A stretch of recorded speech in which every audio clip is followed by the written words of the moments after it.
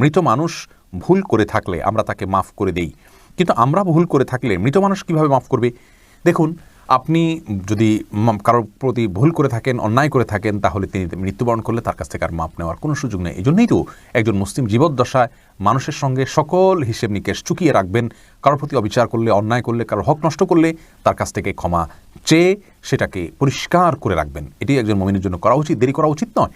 কারণ আমার অধিকার যার কাছে আছে, তিনি যদি, যার অধিকার আমি নষ্ট করেছি, তিনি যদি মৃত্যুবরণ করেন, তাহলে সেক্ষেত্রে কিয়ামতের দিন কেউ কাউকে ছাড়বে না। মৃত্যুর পরে আর তাকে সন্তুষ্ট করা কঠিন। তবে হ্যাঁ, এরকম পরিস্থিতিতে আল্লাহ তাআলাকে যদি খুব বেশি সন্তুষ্ট করতে পারেন, আল্লাহ তাআলা কোনো কোনো হাদিস থেকে বোঝা যায় যে ওই ব্যক্তির পক্ষ থেকে তার যে পাওনাদার তাকে সন্তুষ্ট করে দিবেন কোনো পুরস্কার দিয়ে, এবং এই ব্যক্তিকে মাপ পাইয়ে দিবেন।